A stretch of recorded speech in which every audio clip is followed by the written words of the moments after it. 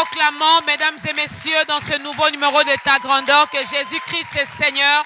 Jésus-Christ est Seigneur, Jésus-Christ est Seigneur. Cela n'est pas un slogan, cela ne sont pas de simples mots, mais nous les proclamons de tout notre cœur. Nous les confessons parce que nous croyons qu'il est le maître des temps et des circonstances et c'est lui qui permet, encore une fois de plus, que nous puissions finalement entrer dans vos maisons à travers ce programme télévisé pour vous apporter la bonne nouvelle qui est la parole de Dieu. Car au commencement était la parole, tout a été créé par elle et cette parole-là peut également créer des choses dans ta vie aujourd'hui, si et seulement si tu nous écoutais avec des oreilles beaucoup plus spirituelles, si et seulement si tu suivais ce programme avec les yeux spirituels, je te rassure que tu ne manqueras pas de recevoir ce que l'Éternel va te donner à travers ce nouveau numéro. Shalom également à toutes les personnes qui nous suivent via les réseaux sociaux. Vous êtes bel et bien sur notre page Facebook Ta Grandeur, que la grâce de notre Dieu vous localise, que cette grâce localise également ceux qui suivront cette émission sur YouTube. Nous sommes vraiment ensemble avec vous. Nous sommes juste des instruments entre ses mains. Alors, parmi les instruments qu'il a, il a choisi un autre instrument aujourd'hui pour nous édifier, pour nous exhorter, pour nourrir nos âmes afin de bien croître. Qui est cet instrument? C'est une servante de l'Éternel. Elle nous vient de l'Europe. Elle a dit qu'elle ne pourrait pas rentrer sans pour autant nous donner ce que l'Éternel a déposé en elle, sans pour autant partager ce fardeau qu'elle a, n'est-ce pas, d'annoncer la bonne nouvelle de Jésus-Christ et surtout de gagner les âmes parce qu'on lui donnera le temps finalement de faire également l'appel au salut dans ce nouveau numéro de Ta Grandeur. Sous vos applaudissements, recevons ensemble la servante de l'Éternel, le pasteur Elodie Tamukuri qui nous vient de l'Europe. Et c'est elle qui va nourrir nos âmes aujourd'hui. Je vous en prie, maman. Mettez-vous, servante de l'Éternel. Mais c'est avec elle que nous serons bénis. C'est avec elle que nous allons bien manger aujourd'hui. Alors, je vous demanderai de vous installer également confortablement chez vous finalement pour suivre ce nouveau numéro. Qu'est-ce que l'Éternel veut nous dire? Qu'est-ce que l'Éternel veut nous transmettre aujourd'hui à travers sa servante? Nous allons les découvrir ensemble. Shalom, pasteur, bienvenue. Shalom, Maman Dorcas. Tout va bien? Tout va très bien. Les séjours se passent bien à Kinshasa? Ça se passe bien. La mission a été faite, donc elle se passe très bien. Gloire à Dieu, gloire à Dieu. Alors c'est une première, je l'ai dit, vous êtes pasteur Elodie Tamukuri, vous venez de l'Europe, on aura le temps vers la fin peut-être de parler de l'église où vous êtes également responsable. Mais d'entrée des jeux, on veut bien découvrir votre grande histoire d'amour avec le Seigneur Jésus-Christ. Comment ça s'est passé finalement cette rencontre? En 1900, en fait, très jeune, j'aimais le Seigneur. Très jeune, j'aimais le Seigneur. En 1986, j'ai été baptisé parce que justement, j'aimais le Seigneur. J'étais tellement présent qu'on m'avait baptisé. Mais en 1987, je l'ai rencontré. Je me souviens, c'était dans une retraite. Il y avait une réunion des jeunes. On m'a dit, voilà, il y a une retraite entre jeunes. Viens avec nous. J'étais tellement contente que l'idée, c'était d'être avec les jeunes. Et je pars là-bas, waouh. C'était la découverte. J'ai compris que Dieu parle encore. C'est là-bas qu'il m'avait parlé. Je pense que c'était en Banzangou ou un truc comme ça. Il m'a visité. Donc je suis parti quelqu'un d'autre et en rentrant, c'était quelqu'un d'autre. Depuis jusqu'à aujourd'hui, je continue avec lui. Donc si je comprends bien, vous n'avez pas eu le temps de vous amuser comme tout le monde? Bon, j'en ai fait, comme je dis à beaucoup de gens. Je n'ai pas eu cette joie et je ne le regrette pas de beaucoup m'amuser dans le monde. Si je l'ai fait, c'était un très, très, très court instant. Donc moi, ma vie, ça a été consacré à Dieu. Et comment avez-vous su qu'il fallait les servir? Vous êtes pasteur, je signale. Oui, je suis pasteur. Je devais, parce que dès que je l'ai rencontré, cette rencontre-là avait permis en ce que je le sers déjà depuis. Et en continuant, je n'ai pas vu où il me disait de m'arrêter. Donc ma vie est pour lui. Je suis sa servante. Il m'a appelé, il m'a choisi. Je l'appartiens. Vous savez, quand vous appartenez à quelqu'un, vous marchez avec lui, vous faites sa volonté, vous ne vous posez pas les questions si je dois le servir ou pas. Ça se fait automatiquement. Parce que quand la rencontre, elle est vraie, on sert sans poser de questions. Quand la rencontre, elle est vraie, on les sert sans poser des questions. Est-ce qu'on peut acclamer les Seigneurs pour ce témoignage?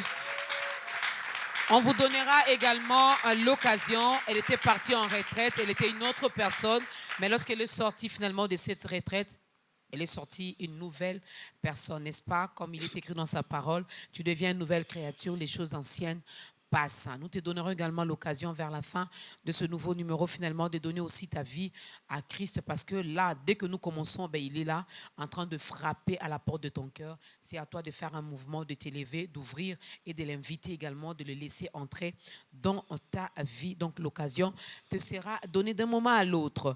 C'est quoi le thème que nous allons exploiter aujourd'hui? Ce thème-là sera dévoilé ou sera annoncé juste après ce cantique, parce que nous recevons le pasteur Élodie sous 2 casquettes, prédicatrice de la bonne parole de Jésus-Christ, mais également chantre de l'Éternel. Commençons par ces tout premiers cantiques et après, je vous annoncerai le thème du jour.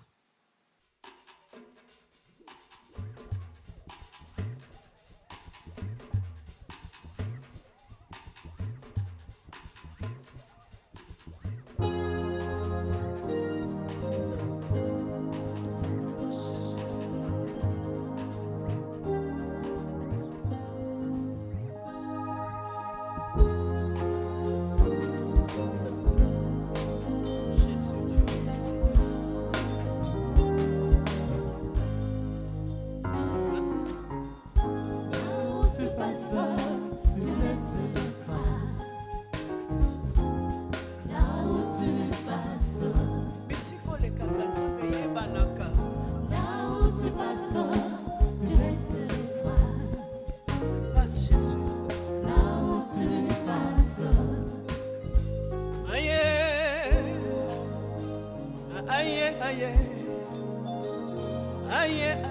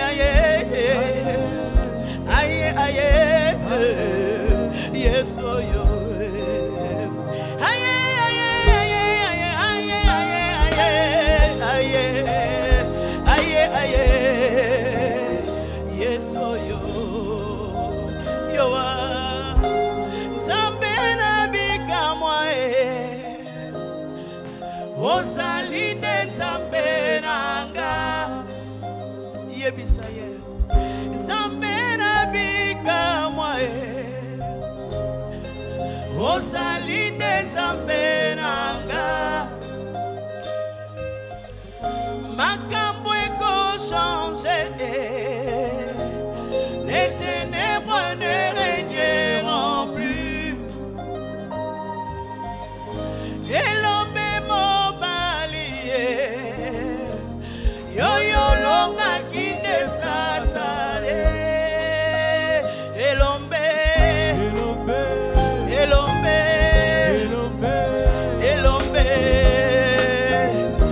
esoyo yemba bisikoleki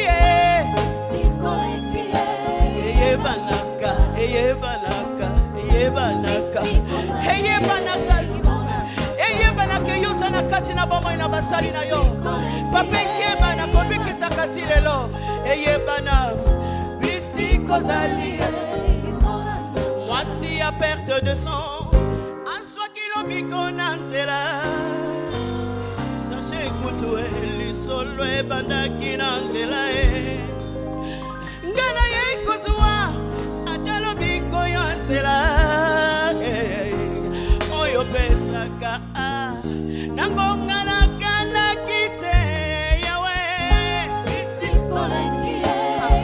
ekoyebanake tozalaka na nzambe bisikozali bapakambola basali na yo bisikoleki yaya bisikoleki papa bisikozali bapakambola lingomba na yo bisikoleki yebanaka yaya bisikozali emonanaka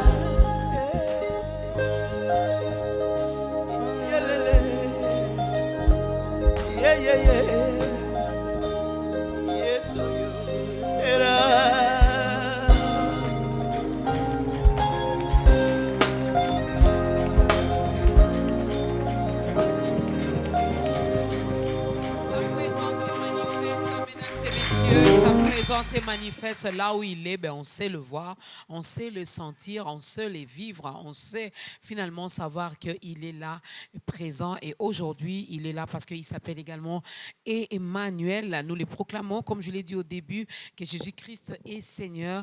Ben, on veut bien à manger avec la servante de l'Éternel. C'est elle qui a bien préparer finalement cette nourriture avec l'aide du Saint-Esprit.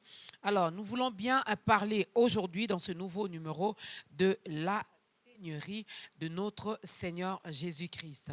Ça devient comme un slogan. C'est tellement facile pour chacun de nous parce qu'on sait, personne, même si je posais la question dans cette salle qui est sorcier, personne n'osera lever son doigt pour dire que je suis sorcière ou je suis sorcier. Personne ne le fera. C'est tout le monde qui, depuis un moment, trouve ces plaisirs-là de dire « Je suis enfant de Dieu, je suis chrétien, je suis chrétienne, Jésus-Christ est Seigneur. » Mais lorsqu'on regarde ce que nous disons, ce qui sort de notre bouche et notre façon de faire ou de vivre, il n'y a pas match comme les gens disent, n'est-ce pas? Alors voilà pourquoi la servante de Dieu a ce fardeau-là, l'Éternel passe par elle aujourd'hui pour nous parler de la Seigneurie de notre Seigneur Jésus-Christ. Servant de l'Éternel, le pasteur Élodie, pourquoi avoir choisi ce thème? Pourquoi nous parler de la Seigneurie? Déjà, pour moi, c'est un ordre que Dieu m'a donné. Comme je disais, je suis pasteur, je travaille déjà quelque part pour le Seigneur. Mais il y a quelques temps, il m'est apparu. Mais son apparition, ça avait l'air urgent. Dis-leur, le royaume des cieux est proche. Mais lorsqu'il me disait, ça n'avait pas l'air comme s'il est content, comme si tout va très bien. Non, il y a l'urgence. Vraiment, c'est urgent, c'est imminent. Il arrive, la manière dont il me parlait, avec autorité. On peut se dire, ben oui, c'est une phrase qu'on connaît, hein, on connaît tout, ça fait des années que tout le monde dit Jésus est Seigneur. Oh, elle aussi, elle emmène ça. C'est comme si c'était la même chose, mais j'ai bien dit c'est comme si, mais ce n'est pas la même chose. Il vient vraiment. Et il m'a dit de dire à son peuple qu'il revient, que son royaume est proche. Parce que nous devons sortir de la distraction. Okay. Le diable fait tout pour que les gens soient concentrés sur autre chose, sur des futilités, alors qu'il y a une urgence. Jésus revient bientôt et son peuple doit être prêt. Il ne reviendra pas pour prendre n'importe qui. Il revient prendre ceux qui appartiennent à Christ. Fais-tu partie de l'épouse de Christ? Il revient te chercher. Donc, toutes ces choses-là, puis son ordre, ça m'a poussé, même si on prêche, même si on peut se tenir devant l'église pendant des heures, mais à sortir de la foule parce que le diable prend des âmes comme si quelqu'un mangeait des arachides. Vous savez, on perd par de l'arachide, on mange. Donc, vraiment, chaque seconde, les gens partent en enfer. Ce que je ne comprends pas, ce que Dieu ne comprend pas, comment le chrétien peuvent ne pas se réveiller, dormir avec des futilités alors qu'on a un travail à faire. Il revient, le diable détruit, on ne fait rien. Ce n'est pas qu'on ne fait rien, on fait, mais en tout cas avec ralenti. Mais nous devons agir avec toute une urgence parce qu'il revient bientôt. Il revient bientôt, la servante de Dieu l'a dit. Quelqu'un dira, on a déjà entendu cette phrase. Donc, les bientôt de Jésus, il y en a même qui s'amusent à faire des promesses pour ne pas réaliser. On dit non, on passe au bientôt. Bientôt, et puis les années passent. Mais la servante de Dieu a dit une chose, c'est un ordre. Et quand le Seigneur parlait, c'était vraiment urgent. On ne sait pas. Peut-être que ça sera après cette émission. Peut-être que ça sera la nuit pendant que tu seras en train de dormir. Peut-être, le temps ne nous appartient pas. Alors, Seigneurie, je crois au Seigneur Jésus-Christ. Jésus-Christ est Seigneur. Tout le monde le dit. Mais j'aimerais bien que le pasteur Élodie puisse nous présenter un peu dans ce numéro de ta grandeur qui est Jésus-Christ. C'est qui la personne de Jésus-Christ? Jésus-Christ est Seigneur. Jésus-Christ est le Fils de Dieu. Jésus-Christ est Dieu lui-même. Je me souviens quelque part dans la Bible, Philippe, un de ses disciples, avait demandé à Jésus, montre-nous le Père. Jésus a dit, mais depuis longtemps que je suis avec vous, il était étonné que les disciples n'avaient pas compris que le Père était en lui et lui était dans le Père. Jésus-Christ revient, c'est le Fils de Dieu. Donc, ce que je voulais dire, que Jésus-Christ, qui est Jésus-Christ? Jésus est la personne qui est en train, actuellement que nous parlons, en train d'intercéder pour toi à la droite du Père. Amen. Qui est Jésus-Christ? Jésus-Christ est la personne qui est partie pour te préparer une place. La Bible dit que je m'en vais pour vous préparer une place. Si cela n'était pas arrivé, si cela n'était pas, je vous l'aurais dit. Donc, il est parti pour cela et il revient pour prendre une épouse qui est prête. Jésus-Christ. Pour l'instant, je m'arrête là en attendant la suite des questions. Voilà, Jésus-Christ est Seigneur. Jésus-Christ, c'est le Fils de Dieu. Jésus-Christ est assis à la droite du Père, intercédant pour nous. Jésus-Christ est allé nous préparer finalement cette place. Alors, que désigne ce mot Seigneurie? Pour ceux, du moins, qui sont passés par les bancs de l'école, même dans notre cours d'histoire, je crois quelque part, on nous parle des seigneurs pour désigner maître. Alors, je ne sais pas. Ça a la même connotation également dans la parole de Dieu? Oui. Un seigneur, je voudrais vraiment expliquer ce phénomène, parce que plusieurs appellent Jésus-Christ Seigneur alors qu'il n'est pas leur Seigneur. Ok. Un Seigneur, c'est qui? En principe, c'est quelqu'un, dans le monde, même dans le monde de la Bible, le monde même dit, si tu regardes dans le dictionnaire, tu vas voir que c'est quelqu'un qui était élevé, surtout dans l'Ancien Testament, quelqu'un qui était élevé en dignité. On pouvait appeler son mari Seigneur. C'est pour cela même que Sarah appelait à son mari Seigneur. On pouvait appeler un chef d'État Seigneur.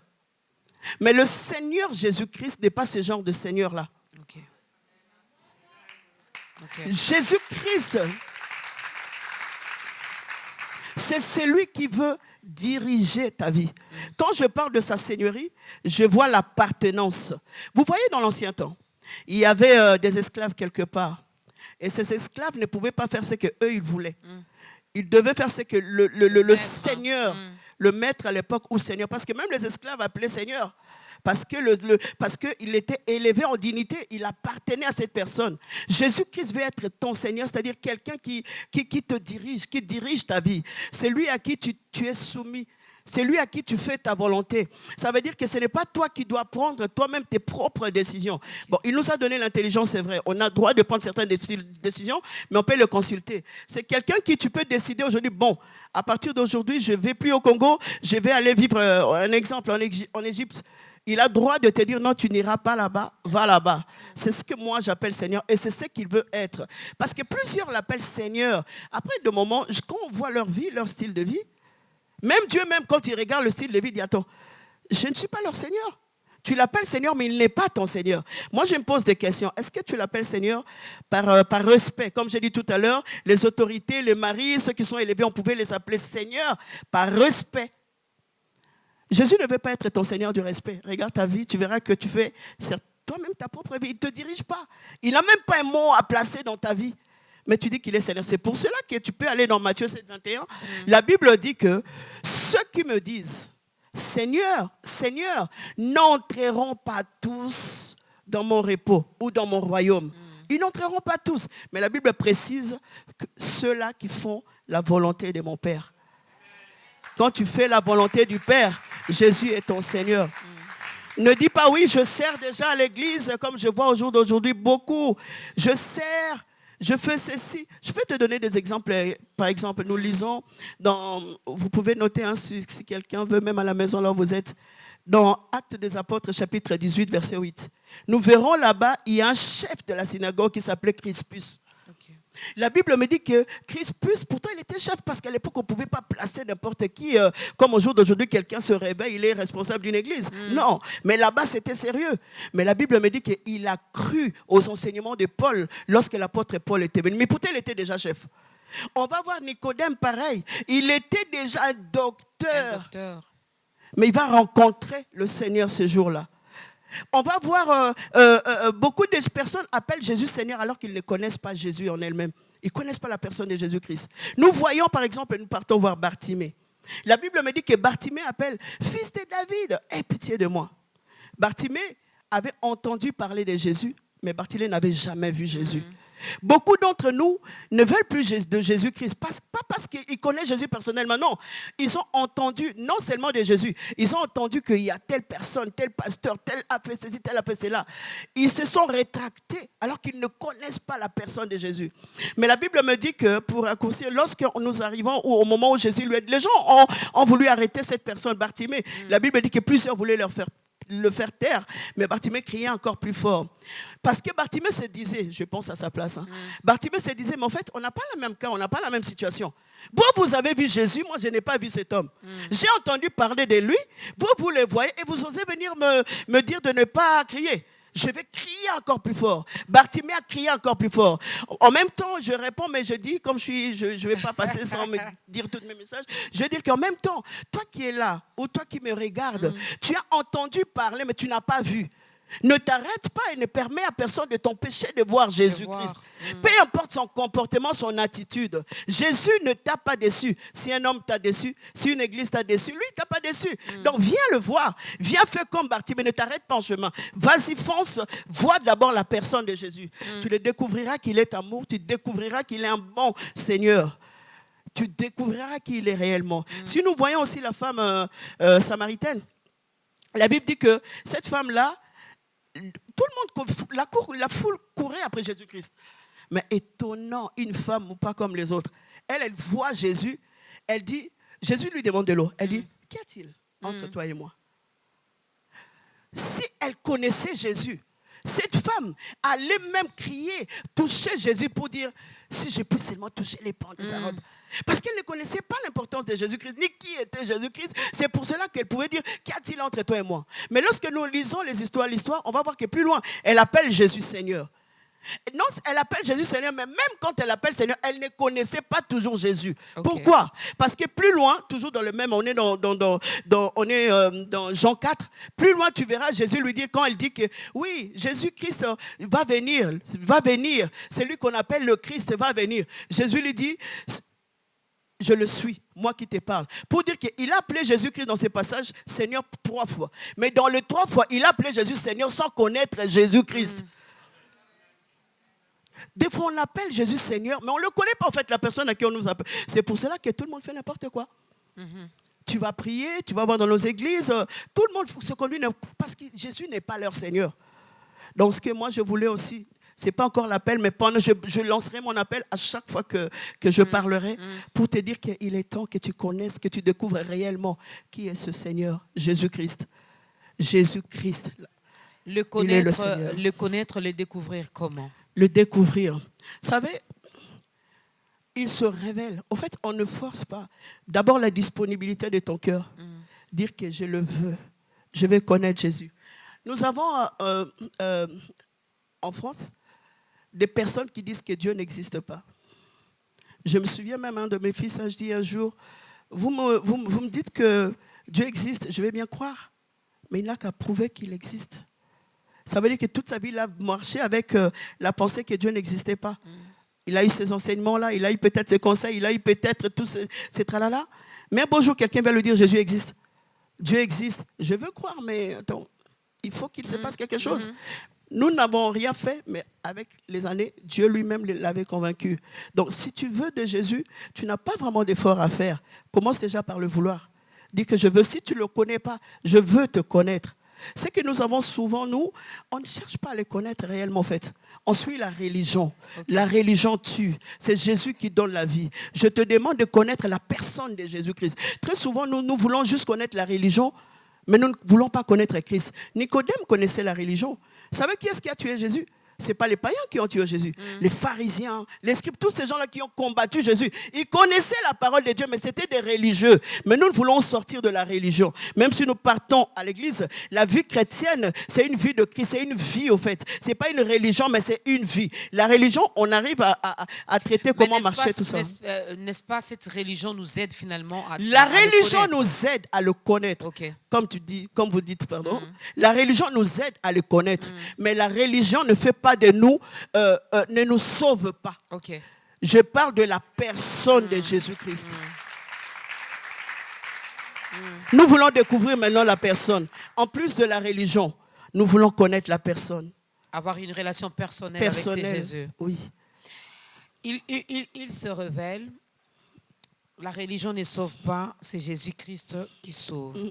Alors, une fois qu'il se révèle, une fois que je le reçois, une fois que je le connais et je le reconnais comme mon Seigneur, qu'est-ce qui se passe? Je le connais comme mon Seigneur et Sauveur et Seigneur. J'ai déjà une relation. Comme j'ai dit tout à l'heure, dans Jean 1,12, la Bible dit ceci. À tous ceux qui l'ont reçu, à ceux qui croient en son nom, il leur a donné le pouvoir de devenir enfants de Dieu. Vous avez des enfants, maman Dorcas? Oui. Dès que vous les avez, qu'est-ce qui se passe? Rien. Ils savent que c'est notre maman et vous savez que ce sont mes enfants. Vous comprenez? La relation, lorsqu'elle est vraie, elle devient naturelle. Okay. On ne force pas, on ne cherche pas de complications. Oh, je me force à être un enfant. Non, on ne se force pas. On est enfant de Dieu. On est de nouveau. Naturellement, je commence à vivre avec lui. Naturellement, vos enfants vivent avec vous. Ils ne s'efforcent pas pour faire des choses pour qu'ils deviennent votre maman. Non, c'est naturel. Et quand vous devenez enfant de Dieu, Dieu connaît ses enfants. Il connaît ses enfants. Il prend soin de ses enfants. Il peut s'occuper de ses enfants. Jésus reste le Seigneur. Lorsque vous devenez son enfant, Dieu vous connaît, il prend soin de vous. Là, c'est déjà un acquis au fait. C'est un acquis. Donc, je me dis, il est Dieu. Je ne peux pas les comparer à nous. Maintenant, je voudrais bien insister par rapport aux enfants. Oui. C'est naturel. En tant que mère, je sais que ce sont mes enfants. Ils ont droit de manger, ils ont droit d'étudier, ils ont droit à des vacances, ils ont droit, je ne sais pas moi, je dois les habiller, prendre soin d'eux. Oui. Mais en retour, les parents attendent également quelque chose de la part de l'enfant. Oui. L'enfant reconnaît, mais voilà que l'enfant continue à vivre, faire n'importe quoi. L'enfant vit en dehors de la volonté de ce que veut le Père. On se tape la poitrine qu'on est enfant de Dieu, mais on reste et on demeure des rebelles. Pourquoi? Dans ma pensée à moi, ça n'engage que moi. Je dis que Jésus n'est pas ton Seigneur. S'il est ton Seigneur, tu feras sa volonté. À moins que tu n'as pas compris ce que c'est qu'un Seigneur. Quand on est enfant, on commet des erreurs, comme vous l'avez dit, mais je reste enfant. Je suis enfant de Dieu. Ça peut m'arriver de commettre une bêtise, mais je me répands parce que je sais que mon Père aime la sanctification. Okay. Je me répands parce que je sais que mon Père est saint. J'ai la nature de mon Père. La nature ne s'efforce pas. Même si je peux commettre, mais je sentirai quelque chose qui va me dire de demander pardon, de changer, qui va tourmenter ma pensée. Mais les étrangers, ils ont confessé parce que le fait de dire « Seigneur Jésus, j'ai entendu ta parole », au jour d'aujourd'hui, j'ai l'impression que ça devient comme une récitation. tout le monde récite, on va dans une réunion. Allez, répète ceci. Je répète, je ne suis pas prêt, mais j'ai répété. Et après, dès que je finis de répéter, je continue quand même mon style de vie. Où est sa seigneurie dans l'histoire?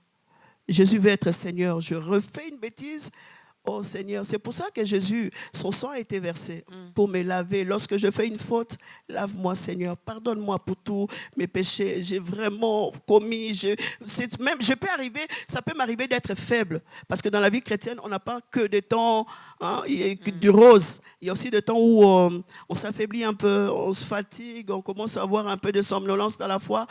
Et puis après, il nous renouvelle, il nous donne la force de buffle et on continue la marche. Et on continue, elle là, à marche. Je veux revenir sur cette question parce que j'aimerais bien qu'on insiste là-dessus. Il y a autant d'églises, je ne sais pas si c'est en Europe aussi c'est comme ça, mais en tout cas, pour ne parler que du Congo, de la République démocratique du Congo et de Kinshasa précisément, il y a beaucoup d'églises. Mais lorsqu'on essaie un peu de comparer les comportements des chrétiens, leur façon de faire les choses, leur façon de réfléchir, leur façon de décider, leur comportement, on essaie un peu de regarder ceux qui ne sont pas encore en Jésus-Christ. Il y en a qui préfèrent rester là où ils sont. Parce que nous, chrétiens, nous les avons beaucoup déçus. Je vais revenir sur cette question. Ça sera, mesdames et messieurs, après ces cantiques.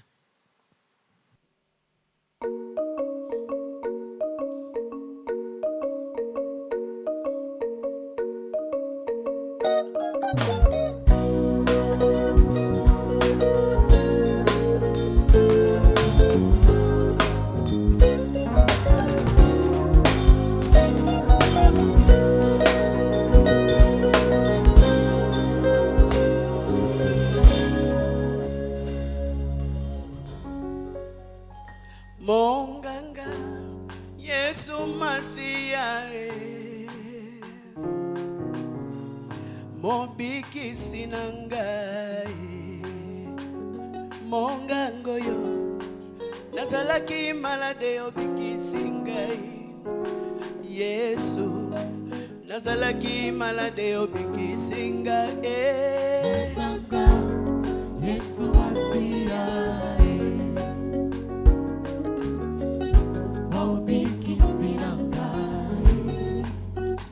Monganga Yesu Masia Mobikisi nangai Monganga Yesu Masia Oh Baba Mobikisi nangai Je ne crois pas maman Menese ya famille Pédiatre ya banoyo Zambelo kola yo wazarite Je ne crois pas maman Menese ya famille Pédiatre ya banoyo Zambelo kola yo wazarite Kumama Kolo Yesu kumama Kumama Zamba pomoi kumama na yo Kumama Kolo Yesu kumama Hallelujah Kumama Zambe kumama Kumama Elikia basantu kumama Kumama Yolonga satana kumama na yo Kumama Kolo Yesu kumama na Yesu na ngai Kumama na yo Nolonge mobali kumama Kumama Yesu Zambe na bomba Kumama lelo yo Kumama Zambe na ngai Kumama Zambe kumama Hola makina ngai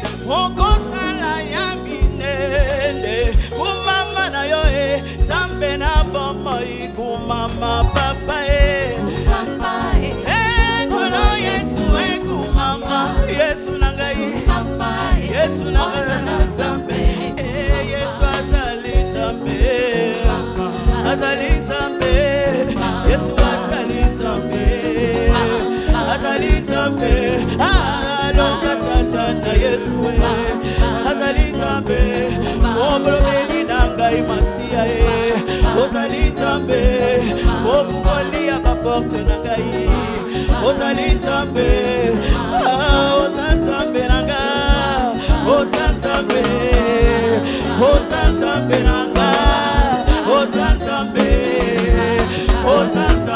nga yebisa ye aza nzambe na ngai lobela ye oza nzambe na ngai oza nzambe na nga oza nzambe oza nzambe na nga oza nzambe yawe oza nzambe na nga oza nzambe ozali nzambe na nga oza nzambe oza nzambe na nga oza nzambe oza nzambe na nga oza nzambe papa oza nzambe na nga oza nzambe papa oza nzambe na nga oza nzambe yawe oza nzambe na nga oza nzambe na ndako kasi ozali beta maboko oza nzambe na yo oza nzambe na nga oza nzambe oza nzambe na nga oza nzambe papa oza nzambe na nga oza nzambe nzambe oza nzambe na nga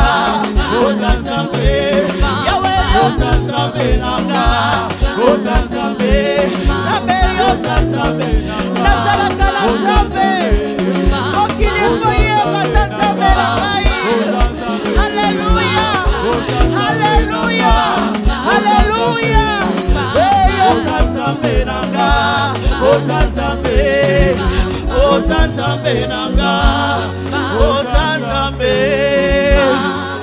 oza nzambe na nga oza nzambe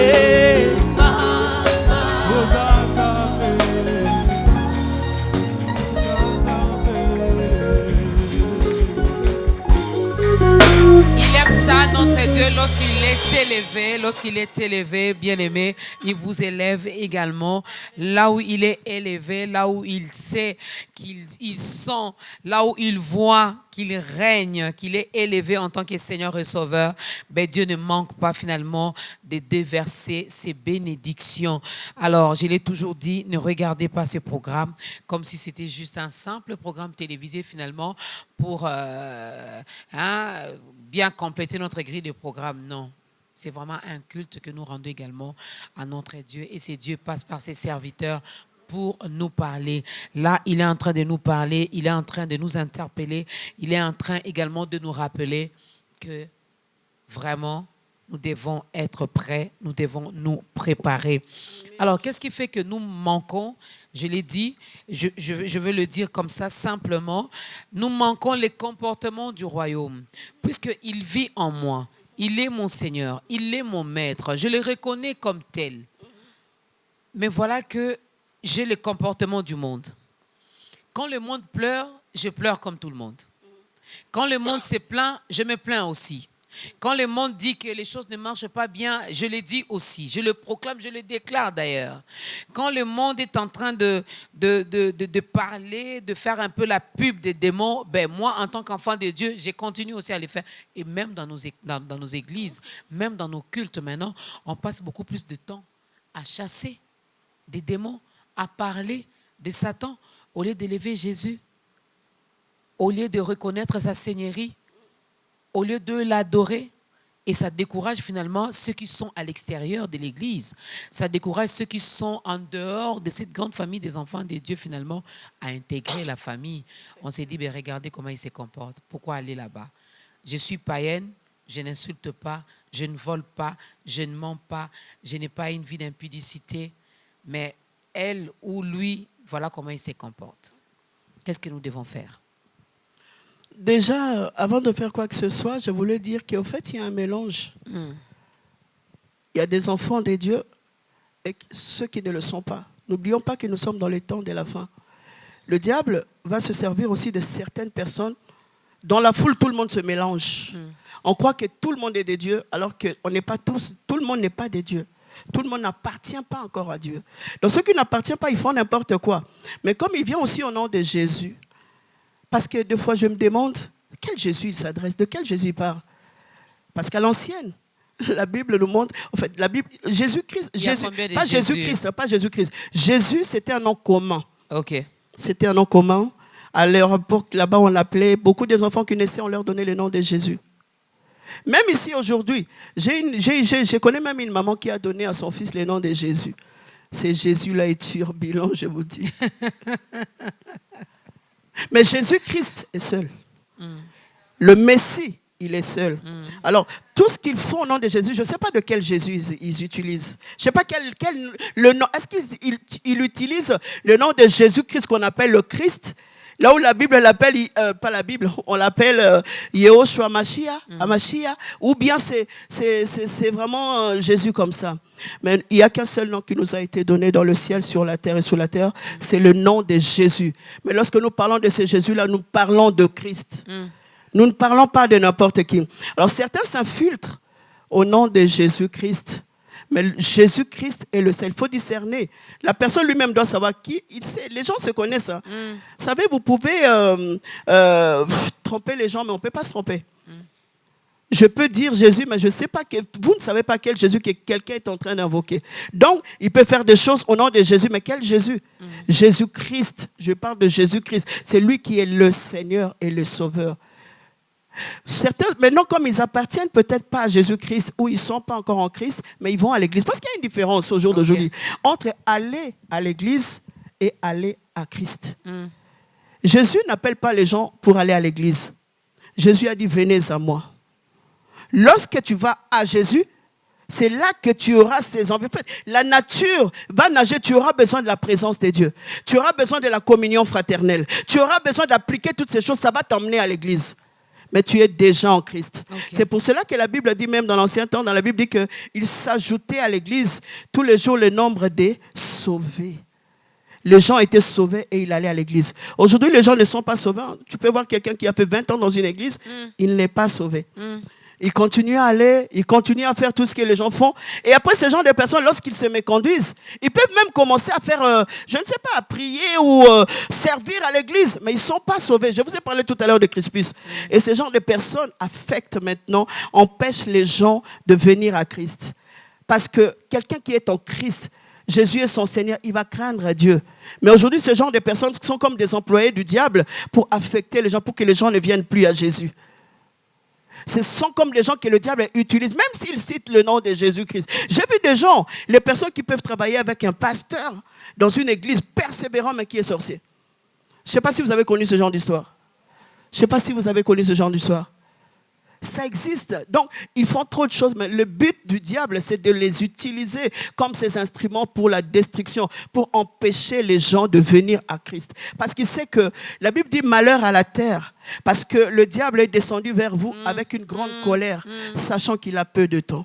Comme il a peu de temps, il saccage, il travaille. Il est là, Jean 10 dit que le voleur vient pour dérober, égorger, détruire. Il travaille avec vitesse. C'est pour ça que nous qui connaissons Christ, nous aussi nous devons travailler de toute urgence. Nous ne devons pas dormir alors que le diable est détruit. Jésus disait, mon Père agit, moi aussi j'agis. Donc le comportement de certains religieux, moi je ne l'appelle pas les chrétiens. Chrétien, c'est comme Christ. Nous devons être comme Christ. Christ n'était pas menteur. Christ n'était pas impudique. Christ n'insultait pas, il n'était pas arrogant. Christ n'était pas genre quelqu'un qui va prendre une femme d'autrui. Christ n'avait pas cette nature-là. Nous devons, si on est comme Christ, on va avoir la nature du royaume. N'oublions pas, avant d'être lancés ici sur terre, on venait de quelque part. Amen. On venait de là-haut. Nous sommes que des citoyens du ciel. Nous travaillons ici. Dieu nous a placés là pour sa gloire et on retournera là-bas. Si nous savons tout ce que nous sommes que de pèlerins. Nous ne sommes pas là juste pour aller à l'église et repartir sans savoir où nous allons après. Mais on sait qu'on est pèlerins. Les gens là, ils agissent différemment. Je n'ai pas dit qu'ils ne tombent pas. Ils tombent, mais ils se relèvent.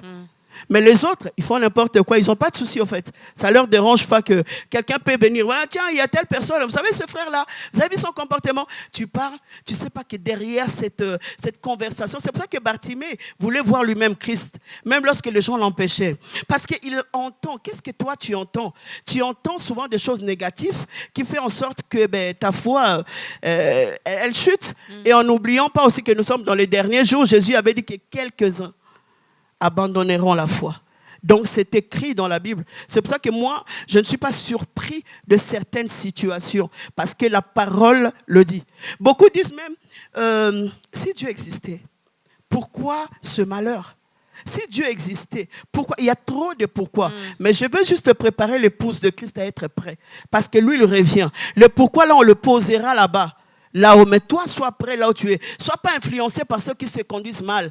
Reste influencé par la parole de Dieu. Jésus revient bientôt, je le répète. Donc Bartimée, il entend. Ce qu'il entend affecte sa foi. Toi, ce que tu entends des autres, ça affecte la foi. C'est que toi aussi, tu dis, parce qu'il y a certains chrétiens qui sont heureux d'aller raconter le bêtise d'un frère ou d'une sœur devant d'autres païens. Même de leur pasteur. Même de leur pasteur, oui. Ils racontent, mais comment voulez-vous qu'il y ait pas comment voulez-vous que les gens ne soient pas affectés, qu'ils aient des découragements? Au jour d'aujourd'hui, tout le monde dit que on est là pour exposer les faux frères. Ça devient un ministère de tout le monde. Il n'y a plus de gens qui propagent la bonne nouvelle. Jésus-Christ veut qu'on annonce la bonne nouvelle. Amen. La bonne nouvelle, c'est Jésus-Christ. Il revient, il sauve encore aujourd'hui. Il guérit encore aujourd'hui. Il veut nous préparer. Il est parti nous préparer une place. Il revient pour nous préparer. La bonne nouvelle, c'est pas ce que toi tu racontes aux gens. Genre, je suis là pour exposer les faux. Expose, mais tu peux aussi aller dire à ce faux. Tu peux utiliser d'autres méthodes. Je n'ai pas dit, certains ont cette mission-là, d'exposer les faux. Mais tout le monde n'est pas obligé de... Tout le monde publie, surtout avec nos réseaux sociaux aujourd'hui. Quel travail même les gens qui vont à l'église font pour détruire les âmes que Jésus est mort pour eux. Même les chrétiens, hein, ils travaillent avec le diable. Donc, j'ai dit que je les appelle les religieux. Ils travaillent avec le diable pour la destruction des gens. Même pour affecter la voie de la foi de certains qui essayaient déjà d'avancer avec Dieu. Ils leur montrent la pub, directement les gens sont affaiblis. Et les pécheurs, ils ne veulent plus venir à votre Christ, quoi. Parce que le Jésus que vous présentez aux païens, ce n'est pas le Jésus là. Jésus ne veut pas être présenté comme ça. En même temps, j'appelle à la repentance lorsque tu sais que dans ta vie chrétienne, tu ne fais que ça. Jésus ne t'a pas appelé à cette mission-là. Annonce la bonne nouvelle, prépare l'église, mais n'affaiblis pas le peuple de Dieu et n'empêche pas les païens de venir à Christ. Et où est la place de la grâce? Parce que c'est religieux. Il y en a quand même qui se permettent de dire que nous sommes au temps de la grâce. Donc, évidemment, maman, nous sommes au temps de la grâce. Nous avons un Dieu miséricordieux. Oui, nous sommes au temps de la grâce. Vous savez, dans Romains, je pense 6, l'apôtre, dans Romains, quelque part, Paul disait, que dirions-nous? Demeurerions-nous dans le péché afin que la grâce abonde? Loin de là. C'est parce que beaucoup n'ont pas compris l'utilité de la grâce. La grâce n'est pas là pour te pousser dans le péché. La grâce est là. Jésus-Christ a pris ta place. Je ne sais pas si tu comprends. Il a souffert pour toi. Le châtiment qui devait être pour toi, Jésus l'a porté sur lui. Il est devenu la justice de Dieu. Je suis devenu la justice de Dieu. Jésus m'a fait grâce alors que je pouvais mourir. Il a pris ma place. Normalement, je devais dire, waouh, il a souffert pour moi. Alors je vais tout faire pour ne plus qu'il souffre. Je vais tout faire. Mais au contraire, les gens au jour d'aujourd'hui, ils ne font pas comme ça, ils ne pensent pas comme ça. Oh, je suis dans la grâce, c'est la fête. Ce n'est pas grave, fais ta fête. Mais ce jour-là, il y aura des pleurs et des grincements des dents. Je répète que ceux-là qui font la volonté de mon Père seulement, qui iront au ciel. Même si tu as une fonction, tu es homme de Dieu, on t'appelle apôtre, évangéliste, archibishop, tout ce que tu veux, ce n'est pas grave. J'ai dit, c'est pas grave. Mais n'oublie pas ces jours-là, parce que beaucoup croient que, voilà, Dieu me connaît, quoi. Je suis devenu son ami personnel, je suis devenu, on cause. Il se révèle à moi. Voilà, parle, donc je peux faire n'importe quoi. Mais c'est une grâce que Dieu se révèle à toi. Mais ça ne te donne pas l'occasion de penser que vous êtes devenu au même niveau, que ça te permet de faire n'importe quoi. Au contraire, ça devait te pousser à devenir comme Moïse. Je n'irai pas si tu ne viens pas avec moi. Au jour d'aujourd'hui, les gens s'en foutent de la présence de Dieu. Tu peux voir quelqu'un parcourir d'église en église, même un pasteur, les lieux en lieu parce que j'ai des choses à dire. Je connais la Bible, je connais. Parce qu'il faut être, si tu es intelligent, tu peux lire les passages et connaître quelques versets, mais sans être avec Dieu. Ce que Jésus veut, c'est de marcher avec toi. La Bible me dit ceci. La Bible dit dans Apocalypse que je me tiens, je frappe. Si tu entends ma voix et tu m'ouvres, je ferai quoi? J'entrerai. Mais s'il rentre, son but n'était pas de s'arrêter là. Tu rentres pour qu'il explore tes murs, qu'il rentre chez toi pour regarder comment tu es assis toi-même dans ton cœur. Non. Il est entré Et il a dit, je souperai avec toi. Jésus veut souper, ça veut dire commencer à avoir une discussion avec toi. Commencer à te dire des choses, lui dire des choses, avoir une intimité avec lui. C'est ça le but de la grâce. S'approcher plus de lui. Et non, la grâce ne peut pas t'éloigner de Dieu. Donc ne fais pas de la grâce le prétexte de vivre dans le péché. Le but de la grâce, ce n'était pas ça. D'ailleurs, la grâce nous enseigne la piété. Donc, ce n'est pas une occasion finalement pour faire n'importe quoi, vivre n'importe comment. Alors, Christ en moi, je reconnais sa seigneurie, je domine sur quoi? J'ai Jésus. Je pose cette question parce qu'il y a de... Non, eux, ce sont des chrétiens. Je ne veux pas dire que ce sont des religieux. Ce sont des chrétiens, mais qui ne dominent pas. Parce que Jésus domine. Et il nous a donné, Dieu d'ailleurs a dit à tous ceux qui l'ont reçu, il leur a donné le pouvoir de devenir enfants de Dieu. Alors nous avons également cette autorité-là de dominer, de marcher sur les serpents et les scorpions. Pourquoi vivons-nous encore dans la peur? Surtout lorsque vous, les serviteurs de Dieu, d'une manière générale, pasteurs, prophètes, évangélistes, archibishops, bishops, que sais-je encore, dès que vous me dites, maman Dorcas, voilà ce que tu vis, c'est telle personne qui t'ensorcelle, c'est telle personne qui est à la base de ça, c'est telle personne qui t'a fait ça, directement, on commence à vivre un peu dans la peur. Pourquoi ça? Essaye de prendre ça. Essaye. Je te donne. Mais prends. T'as pris. Ok? Ok, on va essayer autrement, mais tu ne vas pas prendre. Prends. Est-ce que si tu n'as pas pris, c'est mon problème? Ben, insistez pour que je prenne. Je te donne, il faut que j'insiste. Franchement. Ben, il y a des gens comme ça, il faut insister. Je te donne, il y a des moments où je peux insister, tu ne prends pas. Ce n'est pas mon problème. Lorsque Jésus a dit que je vous ai donné le pouvoir, il n'a pas menti. Il a vraiment donné. Luc 10, 19 dit, je vous ai donné le pouvoir de marcher sur les serpents, sur les scorpions et sur toute puissance de l'ennemi. Et rien ne pourra vous nuire. Il a donné. Je dis à quelqu'un, Jésus t'a donné le pouvoir. Il a vraiment donné ce pouvoir-là. Maintenant, c'est à toi de savoir de l'utiliser ou pas. Il t'a donné, si tu ne l'utilises pas, ce n'est pas le problème de Jésus. Il a fait ce qu'il devait faire. Il a pourvu à ce qu'il devait pourvoir. Maintenant, c'est à toi d'utiliser. Alors maintenant, il y a un moment où on n'est pas conscient qu'on a la chose.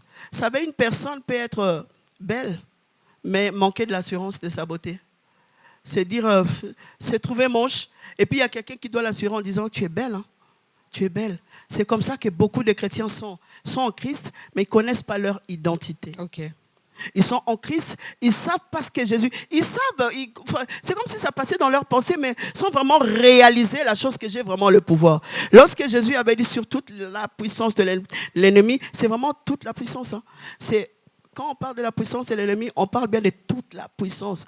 Vous m'avez parlé tout à l'heure que quelqu'un, on peut lui dire que telle personne dans ta famille est sorcier, commence à vivre dans la peur. C'est l'humain qui a peur. Mais si l'humain là est conscient que Jésus a déjà dépouillé les dominations et les autorités, je ne peux pas vivre dans la peur. Si je sais que Jésus m'a donné le pouvoir. La Bible dit sur toutes les puissances. Alors, quand on dit toutes, c'est toutes. Il n'y a pas certaines puissances, mais toute la puissance. J'ai qu'à utiliser le pouvoir et l'autorité de Jésus. J'utilise son nom en sachant que quand je vais combattre, ce n'est pas en mon propre nom. C'est au nom de Jésus-Christ. Et la Bible dit que tout genou fléchit et toute langue confessait que Jésus est Seigneur. Nous devons vivre dans la tranquillité. Je ne veux pas condamner les gens, mais je veux juste conseiller et aider. Jésus nous a vraiment donné ce pouvoir. Utilisons juste le pouvoir. Nous ne pouvons pas avoir peur des sorciers. Nous ne pouvons pas avoir peur des démons parce que la personne qui nous protège est plus grande que eux. La Bible dit dans 1 Jean 4,4, petit enfant, vous êtes de Dieu. Ça veut dire que vous appartenez à Dieu. Pour ceux qui appartiennent à Dieu, la Bible dit que parce que c'est lui qui est en vous est plus grand. Il doit être en vous. Le problème, c'est que est-ce que tu vas à l'église, mais est-ce que cette personne, Jésus, est en toi? S'il est en toi, il est plus grand. S'il est plus grand, je ne peux pas avoir peur des petits sorciers, des petits démons, des petits genre tantes, tout ça. Il a quel pouvoir par rapport à Jésus? Reconnais ton Dieu. N'oublions pas aussi que nous sommes son image. Il nous a créés selon son image. Si Dieu est puissant, je suis puissant. Si Dieu est fort, je suis fort. Si Dieu est capable, je suis capable. Je n'ai qu'à utiliser ce pouvoir, son autorité qu'il m'a donnée. Et être confiant, ne pas oublier aussi qu'il est avec moi.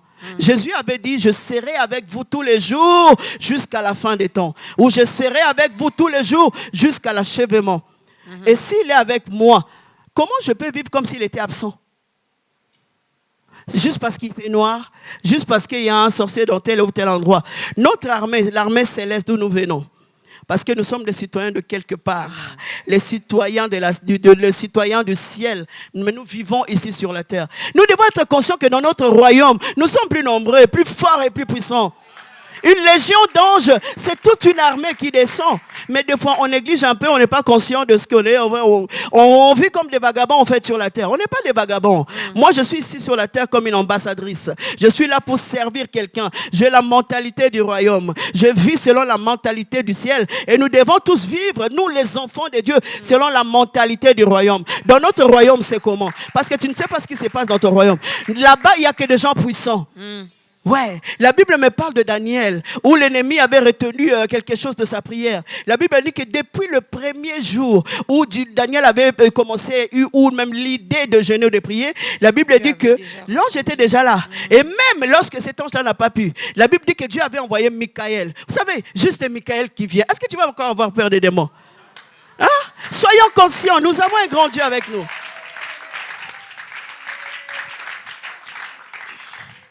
Il vit en moi, je vis en lui. Lui et moi, nous sommes dans le Père. Qu'est-ce que la maladie vient faire dans mon corps? Qu'est-ce que la pauvreté vient faire dans ma vie? Pourquoi les souffrances? Pourquoi les difficultés? Puisque le Seigneur des Seigneurs vit en moi. Je vais peut-être te donner une explication qui va peut-être choquer certaines personnes. Jésus ne nous a pas sauvés pour être des citoyens permanents ici sur la terre. Il nous a sauvés pour l'éternité, d'abord pour le royaume. Mais lorsque nous vivons sur la terre, puisque nous sommes ses enfants, il prend soin de nous étant qu'enfants. C'est pour ça qu'on ne peut pas avancer vers Jésus juste pour recevoir quelque chose de lui. On doit s'approcher de lui, pour sa personne. Maladie ou pas maladie, je le suis, je l'aime et je le sers. Pauvreté ou pas pauvreté, je le suis, je l'aime et je le sers. Mais il y a un mais. Des fois, il peut y avoir un esprit de pauvreté. Parce que vous savez, comme la Bible dit que le diable rôde comme un lion enrichissant, cherchant qui dévorer. Voilà, des fois, il rôde, il t'emmène des choses et il regarde ce que tu veux, comment tu vas réagir. Tu acceptes ça ou tu n'acceptes pas? Je me souviens, mon deuxième enfant, il a 17 ans. Lorsque je l'ai eu, quand j'étais enceinte, les médecins ont dit qu'il n'allait pas naître correctement, il devait avoir une anomalie, une infirmité, qu'on devait enlever ça. J'ai dit au docteur que mon fils va naître, je ne savais pas encore si c'était fils ou garçon, mais en tout cas, je ne vais pas enlever cette grossesse, je vais avoir mon enfant.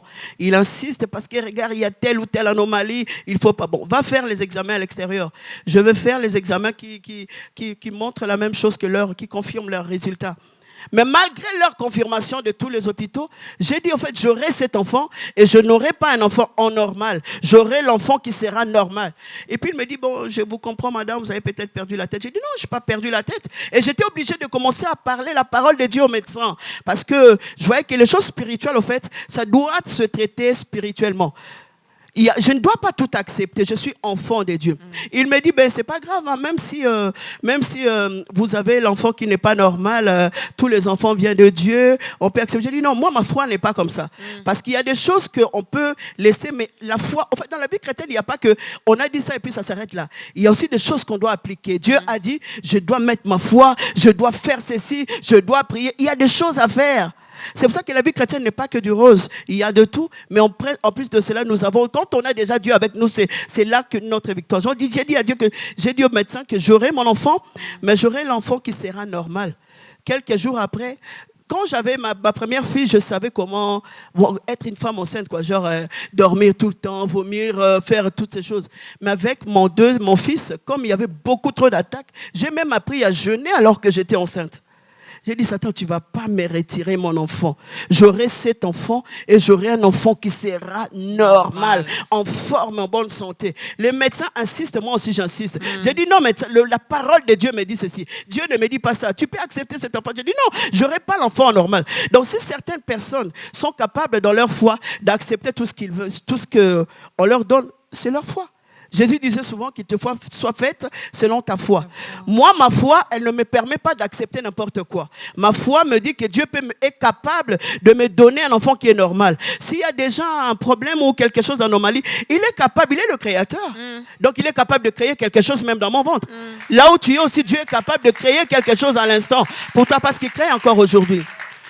Et au final, pour raccourcir, j'ai un bel homme avec moi.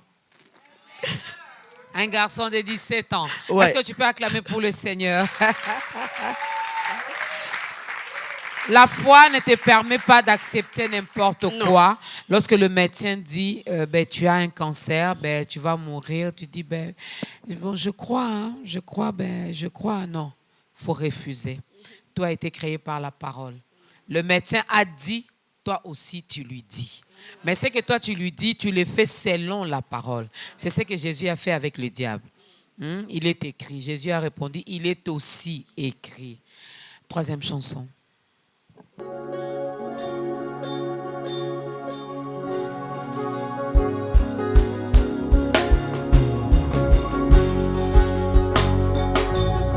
Alléluia. Notre Dieu est assis sur son trône.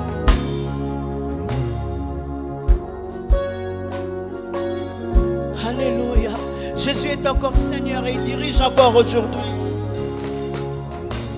Assis sur son trône, Majesté est son nom. de gloire, C'est vrai. Il est l'autorité suprême, la personne de Jésus. autorité suprême, C'est un Dieu puissant. Dieu puissant, Seigneur de Seigneurs. Voilà pourquoi nous proclamons qu'il est. Alléluia. Nous proclamons que tu es roi de nos cœurs.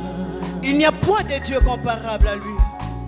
Il n'y a point de Dieu comme toi, auteur de vie. J'ai dit à quelqu'un que Jésus est assis sur le trône. Assis sur son trône, Il est assis sur son trône. majesté, couronne de gloire. C'est l'autorité suprême, Jésus. Autorité C'est suprême, un Dieu puissant. Dieu puissant, Seigneur de Seigneurs. Nous proclamons, proclame avec moi. Proclamons que tu es roi de nos vies. Il n'y a point de Dieu comparable à lui. Il n'y a point de Dieu comme toi, l'auteur de nos vies. Jésus, Jésus, Jésus, Jésus, Jésus. Alléluia. Alléluia. Il est le roi de rois. Jésus est Seigneur. Jésus est Seigneur. Tu peux confesser avec moi la Seigneurie de Jésus. Alléluia. Alléluia. Jésus est Seigneur. Alléluia. Jésus, il est Seigneur.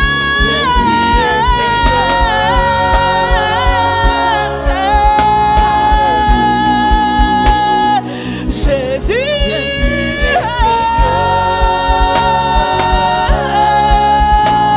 Alléluia. Alléluia. Jésus. Il est Seigneur. Il est Seigneur. Alléluia. Donne-lui la gloire à notre Dieu. Proclame avec moi sa Seigneurie, Jésus. Oh. Alléluia. Jésus est Seigneur. Oh. Alléluia. Il est Seigneur. Oh. Alléluia. Il est Seigneur, Jésus. Oh. Alléluia. Jésus est. Il est Seigneur. Alléluia.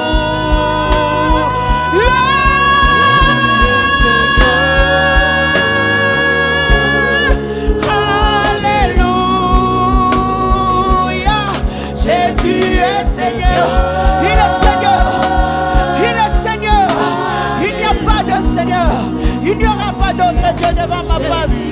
Il est Seigneur. Proclame.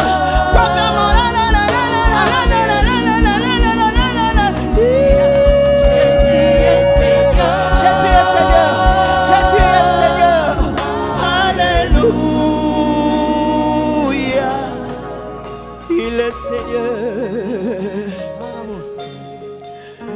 Il est Seigneur, mon Jésus. Jésus est Seigneur. Oh, oh. Alléluia. Alléluia. Jésus, on peut l'acclamer.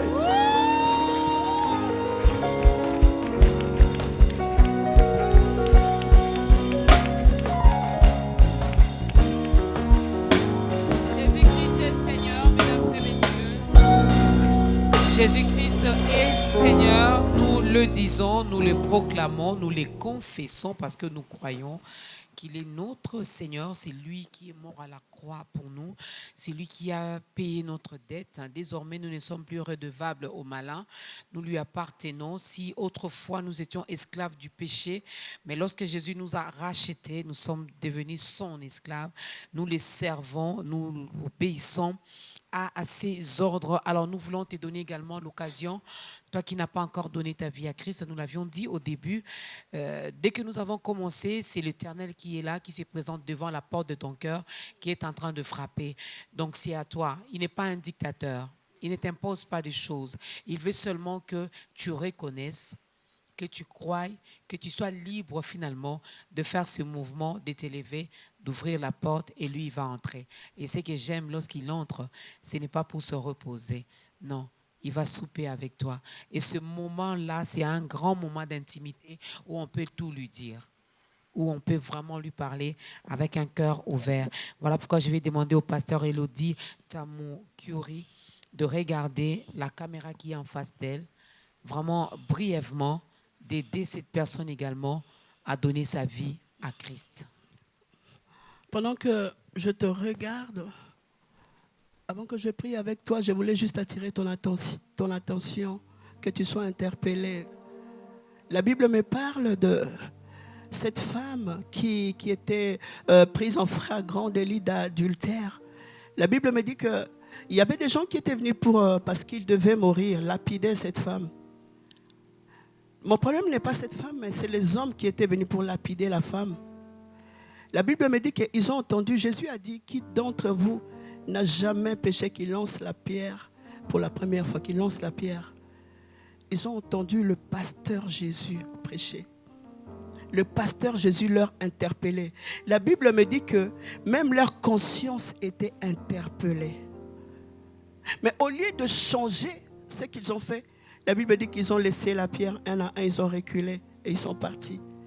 Ils avaient raté ce moment. Ils avaient raté l'occasion d'écouter pour être sauvés. Toi, ne rate pas cette occasion, ne fais pas comme eux. Jésus va utiliser n'importe qui pour te parler. Dans cette émission, il a permis que nous puissions vous parler. Je vais aussi interpeller à qui tu t'appelles homme de Dieu. Je sais que là où tu es, tu me vois, tu entends, tu vois ce qui se passe. Non seulement les pécheurs doivent venir à Christ, mais toi aussi qui étais autrefois en Jésus. Tu es parti ailleurs, peut-être pour chercher l'argent, pour chercher la puissance, pour chercher une vie d'aisance, pour chercher les âmes, avoir une foule à l'église, avoir une masse qui te suit là où tu es. Tu es parti aussi loin que le diable te trompe, il te dit que tu ne peux plus faire marche en arrière. La bonne nouvelle que Jésus m'a apportée pour t'annoncer, c'est que tu peux faire marche en arrière. Tu peux revenir. Dieu est toujours amour. Même là où tu étais, tu sais là où tu es. Mais là où tu es, Jésus t'aime tel que tu es. Tu lui appartiens, tu peux revenir. Autrefois, tu étais en lui, tu es parti parce que tu as fait une erreur. Le diable t'a trompé, mais Jésus t'attend. Il ne va pas te punir. Il te veut. Il veut que tu entres dans son royaume, dans son repos, parce qu'il revient. Je vais interpeller ceux qui ne connaissent pas encore Jésus-Christ, de donner votre vie à Jésus-Christ. Il est le Seigneur. Je vais interpeller ceux qui vont à l'église, mais qui vivent eux-mêmes une vie qu'ils veulent, qu'ils désirent. Jésus n'est pas ton Seigneur. Il a dit que ceux qui me disent Seigneur, Seigneur, n'entreront pas tous dans mon repos. Je dis pas tous, Même si tu vas à l'église, même si tu prêches à l'église, même si tu chantes à l'église, peu importe ce que tu fais. Mais il a dit, ceux-là qui font la volonté de mon Père, tu peux revenir à Christ. Il a besoin de toi.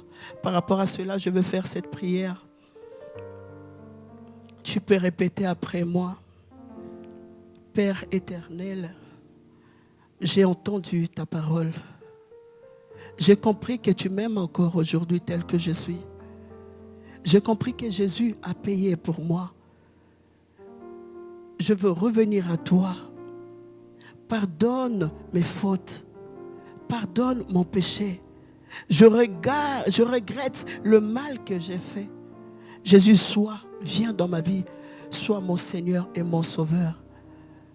Lave-moi par ton sang. Deviens mon Seigneur. Pas seulement le Seigneur du nom, mais je veux t'appartenir, avoir une relation avec toi. J'ai compris que tu reviens bientôt. Ne m'oublie pas. Aide-moi à sortir de la vie que je mène actuellement. Il n'y a que toi qui peux me délivrer. Il n'y a que toi qui peux me sauver. Toi qui es dans ton bureau aussi, en train de me regarder, alors que tu vis une vie double, Jésus t'aime. Dis avec moi, Père, je reviens vers toi. Je suis un religieux. Je prêche en ton nom, mais je ne vis pas avec toi parce que j'ai choisi d'autres voies. J'abandonne ces mauvaises voies. Tu as dit dans ta parole, revenez à moi et je reviendrai à vous. Pardonne mes fautes. Aide-moi à revenir à toi, à marcher avec toi. Redeviens mon Seigneur et mon Sauveur. Que Dieu vous bénisse.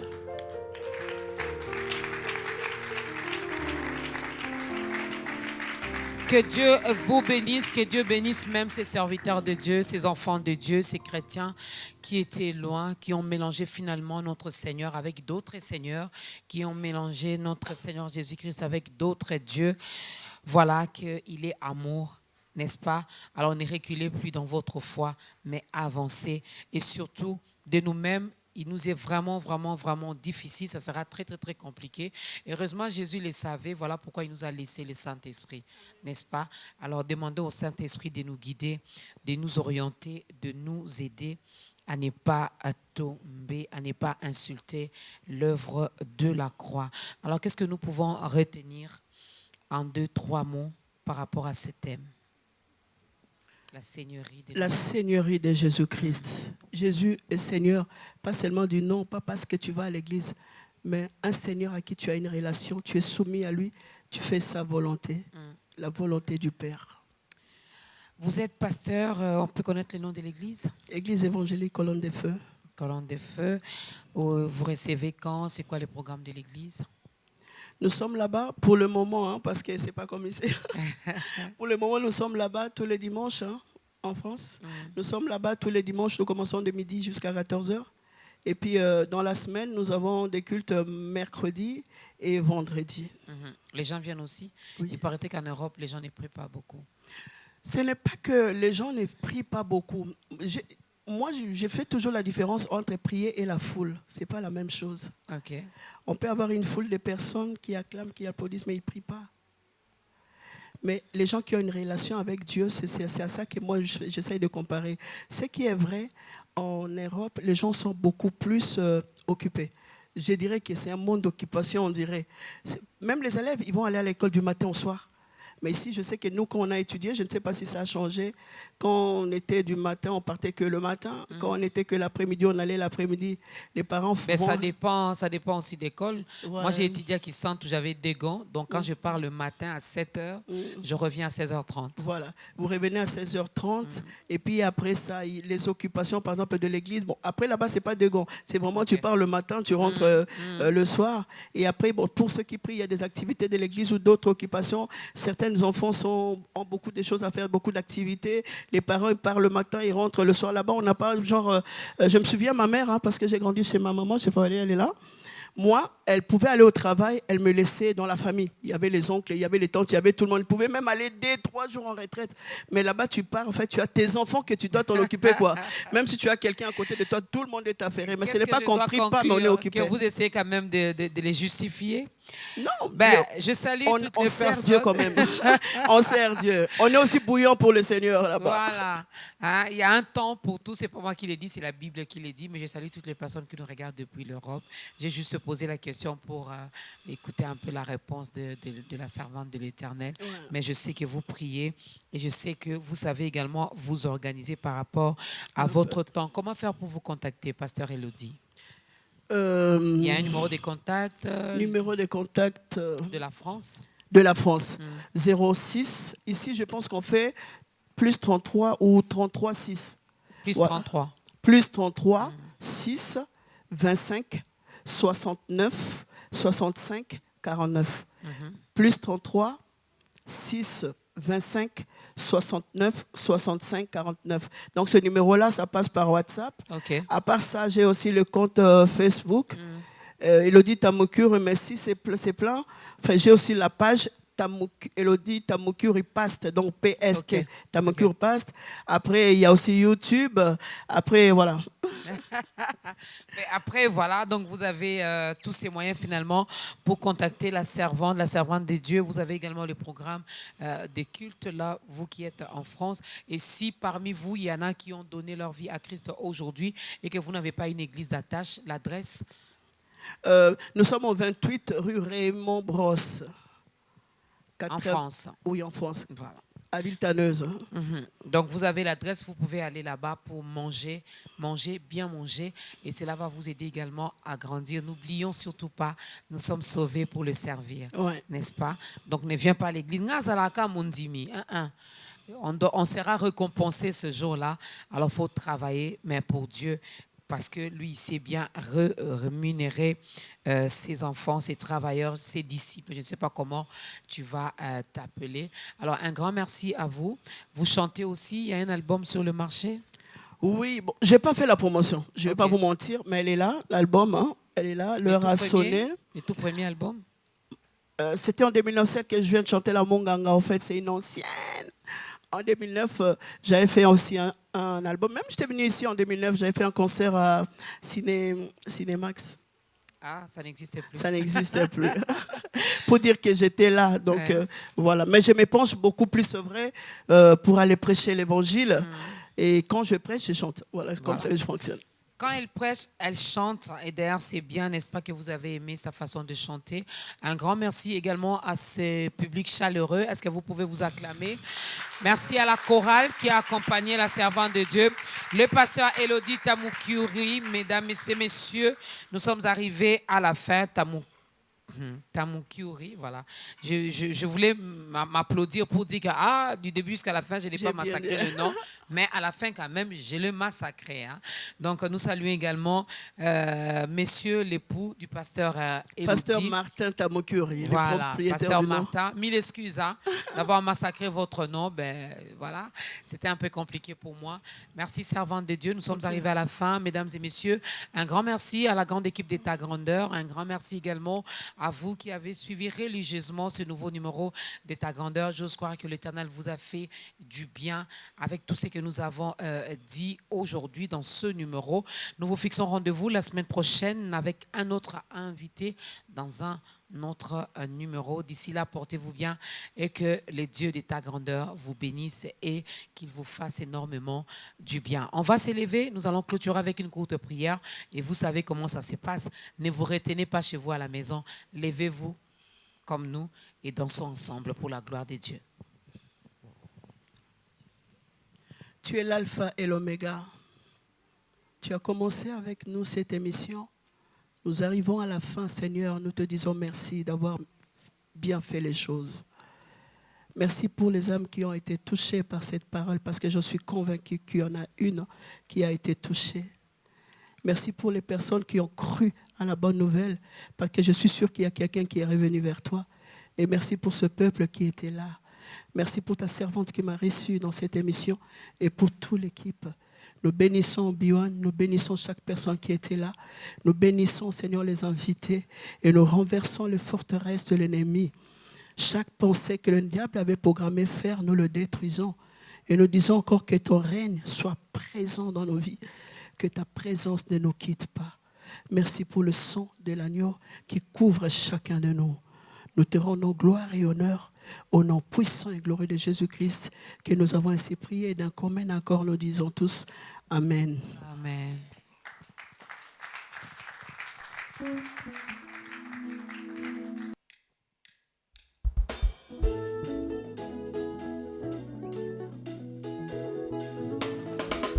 Mololo, mololo, mololo.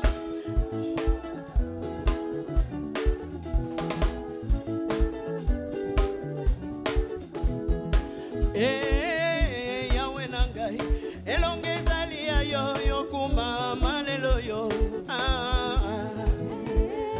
Yahweh nanga, elongeza lia yo yokuma malelo yo. Yahweh nangai, elongeza lia yo yokuma malelo yo.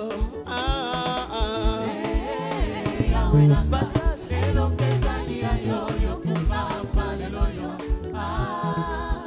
Yokuma malelo yo, yokuma Yahweh nanga, yokuma malelo yo. Yesu elonga nanga, yokuma malelo yo. Yesu elonga basantwe, yokuma malelo yo. Elonga zalianga, yokuma malelo yo. Oh papa nambade, yokuma. Maboko, maboko, maboko, maboko.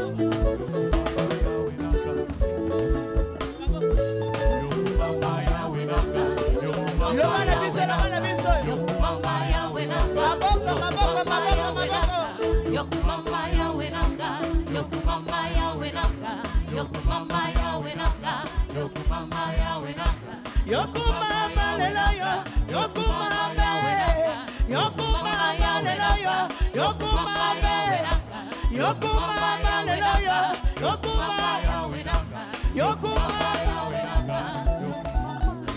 Pepa Michwa, place aux âmes, Pepa Michwa, Pepa Michwa, Joie Michwa. Pepa, Pepa, Pepa, bona Yesu.